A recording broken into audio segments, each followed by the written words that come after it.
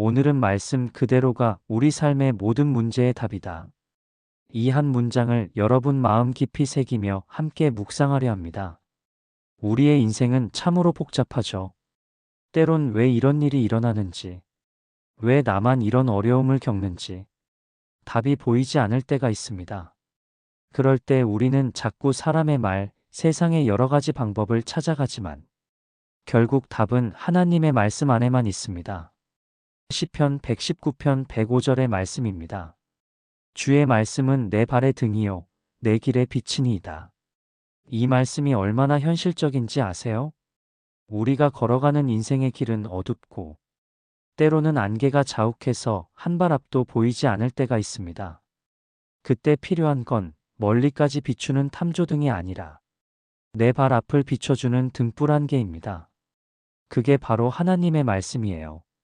하나님은 지금 이 순간 한 걸음, 그 한 걸음을 말씀으로 인도하십니다. 그래서 말씀을 묵상하는 사람은 흔들리지 않습니다. 내가 보지 못해도 하나님은 말씀으로 길을 여시기 때문입니다. 걱정하거나 주저하거나 조급해해도 두려워해도 결국은 하나님의 말씀 가운데서 그대로 나를 이끌어 하나님이 원하시는 곳에 나를 세우신다는 거예요. 신명기 8장 3절 말씀입니다. 사람이 떡으로만 사는 것이 아니요 여호와의 입에서 나오는 모든 말씀으로 사는 줄을 내가 알게 하려 하심이라. 예수님도 이 말씀을 마태복음 4장 4절에서 다시 인용하셨죠. 사람이 떡으로만 살 것이 아니요 하나님의 입으로부터 나오는 모든 말씀으로 살 것이라. 여기서 주님은 분명히 말씀하십니다. 말씀은 우리의 생명이다. 우리는 밥이 없으면 배고프지만 말씀이 없으면 영혼이 메말라요. 몸은 멀쩡히 살아있어도 마음이 방향을 잃습니다. 그러다 보면 결국 몸도 망가지고 삶 전반에서 중심을 잃어버리게 되는 것입니다. 그래서 하나님은 우리에게 매일 말씀의 양식을 주시고 기도하듯 읽고 묵상하듯 듣고 먹어야 한다고 강조하십니다. 그러면 그 말씀 한 구절이 오늘 하루를 이끌어갑니다. 형식적으로든 집중적으로든 말씀을 읽거나 보거나 듣거나 할 때 우리의 하루 일과 구석구석에 스며드는 것입니다. 여호수아 1장 8절 말씀을 함께 볼까요? 이 율법책을 내 입에서 떠나게 말게 하며 주야로 그것을 묵상하여 그 안에 기록된 대로 다 지켜 행하라. 그리하면 내 길이 평탄하게 될 것이며 내가 형통하리라. 하나님은 성공의 원리를 말씀으로 주셨습니다. 말씀을 붙들고 말씀대로 살아갈 때 삶이 평탄하고 형통하게 됩니다. 형통이란 돈이 많거나 일이 술술 풀린다는 뜻이 아니에요. 어려운 중에도 부족한 중에도 하나님의 뜻 안에서 평안과 질서가 회복되는 것입니다. 여러분, 삶이 복잡할수록 단순해져야 합니다. 그 단순함의 중심에는 하나님의 말씀이 있어야 합니다.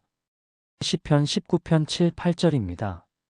여호와의 율법은 완전하여 영혼을 소성시키시며 여호와의 증거는 확실하여 우둔한 자를 지혜롭게 하며 여호와의 교훈은 정직하여 마음을 기쁘게 하고 여호와의 계명은 순결하여 눈을 밝게 하시도다. 얼마나 아름답고 완벽한 인생의 답을 주는 말씀인가요? 하나님의 말씀은 영혼을 새롭게 하고 마음을 기쁘게 하고 눈을 밝게 하십니다. 때로 우리는 너무 지쳐서 말씀을 읽을 힘조차 없을 때가 있죠. 그럴 때에도 말씀은 여전히 우리를 살리는 능력이 되어 우리 속에 여전히 살아 숨을 쉬고 있습니다. 조용히 한 절만 읽어도 그 말씀 속에서 하나님이 나를 위로하시는 숨결이 느껴집니다. 그냥 무덤덤해도 괜찮아요. 여전히 하나님은 내 속에 살아계셔서 나를 붙들고 계시니까요. 내가 할 수 있을까? 이렇게 하면 될까? 이 길이 맞을까? 고민하지 마세요. 믿고 내가 해야 할 일을 하세요. 그러면 여러분을 지극히 사랑하시는 하나님의 사랑과 열심히 이루실 것입니다. 요한복음 8장 31, 32절 말씀입니다. 너희가 내 말에 거하면 참 내 제자가 되고 진리를 알지니 진리가 너희를 자유롭게 하리라. 우리는 종종 문제 속에서 갇힌 느낌을 받습니다. 왜 내 마음은 계속 불안하지? 그때 예수님이 말씀하십니다. 진리가 너희를 자유롭게 하리라.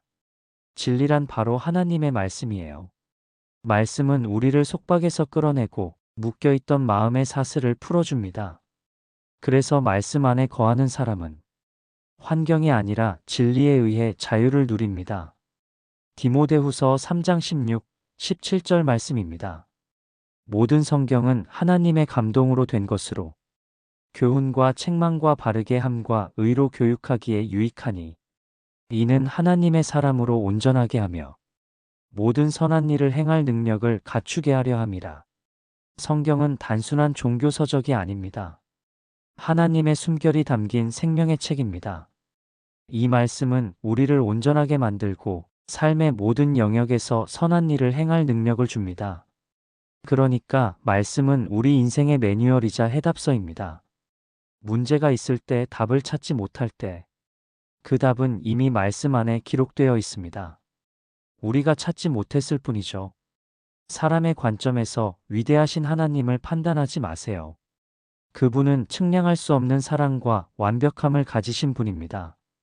하나님을 내가 가진 모든 것, 내가 아는 모든 것 안에 가두지 마세요. 그분은 우리를 정말로 사랑하십니다. 각 사람에게 필요한 최고의 완전함으로 응답해 주십니다.